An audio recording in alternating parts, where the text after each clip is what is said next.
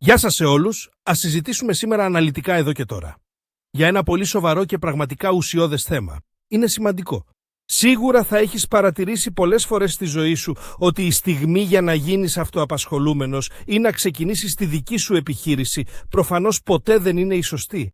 Ποτέ. Ερευνήσαμε αυτό το θέμα σε πολύ μεγάλο βάθος και πραγματοποιήσαμε εκτεταμένη έρευνα. Το αποτέλεσμα: οι λόγοι γι' αυτό είναι απολύτως λογικοί, αλλά μπορείς να το διαπιστώσεις και ο ίδιος. Στα 16 σου φυσικά είσαι ακόμα πολύ μικρός.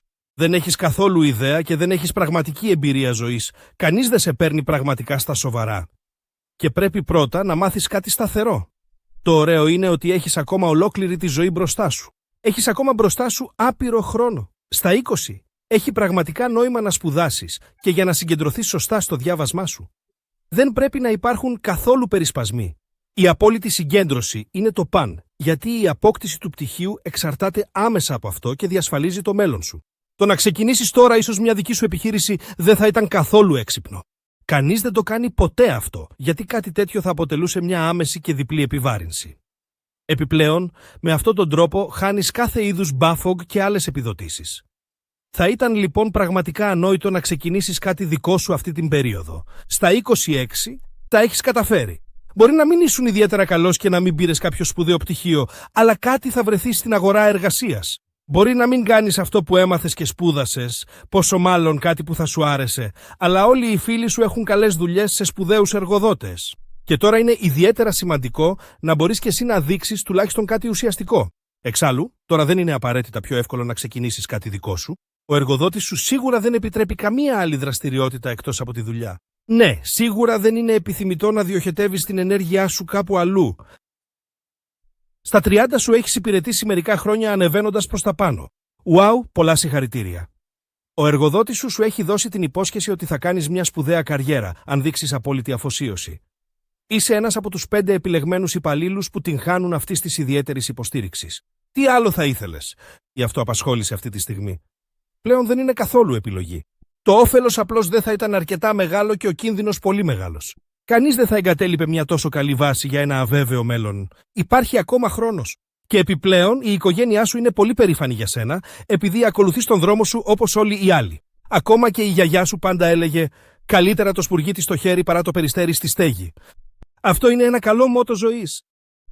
Στα 35 τα επαγγελματικά σου κυλούν απλώς έτσι. Δεν πηγαίνει ούτε μπροστά ούτε πίσω. Δεν ήταν αυτό το σχέδιο, αλλά στην πραγματικότητα δεν περνάς και άσχημα. Υπάρχουν πολλοί που τα πράγματα είναι πολύ χειρότερα για αυτούς. Εκτός από τις επαγγελματικές σου υποχρεώσεις, έχεις πλέον οικογένεια. Με παιδιά, χρειάζεσαι απλά περισσότερος χρόνος και θέλεις να αξιοποιήσεις κάθε ελεύθερο λεπτό με τα αγαπημένα σου πρόσωπα. Τώρα να ξεκινήσεις κάτι δικό σου δεν είναι επιλογή, γιατί η δουλειά και η οικογένεια έτσι κι αλλιώς δεν ταιριάζουν και τον ελεύθερο χρόνο με τους αγαπημένους σου κανείς δεν μπορεί να στον πληρώσει. Κανένα χρήμα και καμιά επιτυχία στον κόσμο δεν θα μπορούσαν να το αντικαταστήσουν αυτό. Στα 45 η ζωή έχει ήδη αφήσει τα πρώτα της σημάδια πάνω σου. Η εντατική δουλειά απλώς έχει το τίμημά της και το πρώτο burnout είναι ήδη πίσω σου. Για να μην αναφέρουμε όλα τα άλλα μικροπροβλήματα, πρέπει τώρα να το πας λίγο πιο χαλαρά, αλλιώς θα καταστραφείς εντελώς. Η αντοχή δεν αυξάνεται απαραίτητα με τα χρόνια και έτσι κι εσύ είσαι από αυτούς που αρχίζουν σιγά σιγά να μιλούν και να νοσταλγούν τις καλές παλιές εποχές. Μιλώντας για τον χρόνο, πού πήγαν τα τελευταία 25 χρόνια? Δεν είχες καμία ευκαιρία να γίνεις αυτοαπασχολούμενος. Ο χρόνος πέρασε πολύ γρήγορα και να ξεκινήσεις τώρα κάτι καινούριο. Με την τωρινή σου σωματική κατάσταση θα ισοδυναμούσες σχεδόν με αυτοκτονία. Επιπλέον, στον κύκλο σου έχεις και μερικά κακά παραδείγματα όπου η αυτοαπασχόληση δεν λειτουργήσε. Είσαι απολύτως δικαιολογημένα προσεκτικός. Ποιος θέλει να τολμήσει και να ξεκινήσει κάτι που μπορεί να τον καταστρέψει εντελώς?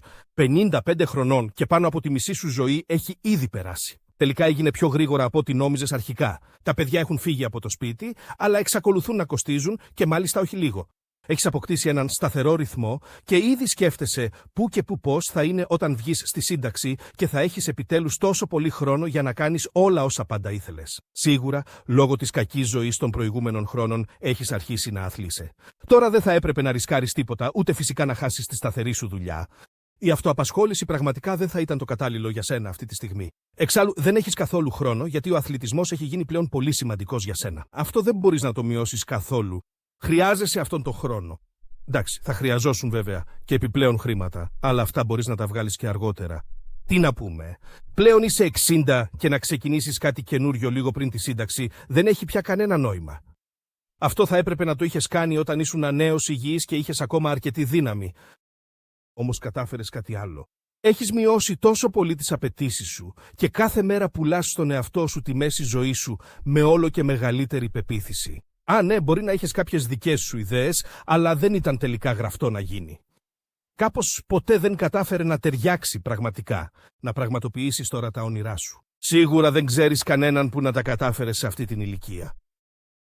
Στα 65, τα κουρασμένα σου μέλη επιτέλους αξίζουν λίγη ηρεμία και η πρώτη σου σύνταξη δεν είναι και τόσο άσχημη όσο νόμιζες. Βέβαια δεν είναι και καλή, αλλά τι να περιμένει κανείς σε αυτή την ηλικία. Σίγουρα έχεις ήδη ζήσει και δει όλα όσα ήταν σημαντικά για σένα στη ζωή σου. Να ξεκινήσεις δική σου επιχείρηση ως συνταξιούχος σου φαίνεται τόσο απίθανο όσο και στα 16. Τότε κανείς δεν σε έπαιρνε στα σοβαρά. Σήμερα δεν σε παίρνει κανείς πια στα σοβαρά. Σε αυτή την ηλικία, να μάθεις κάτι καινούριο ξανά, αυτό είναι πραγματικά απίστευτα δύσκολο. Η καμπύλη μάθησης και η ικανότητα απορρόφησης μειώνονται αποδεδειγμένα σταθερά. Αυτό έχει αποδειχθεί επιστημονικά.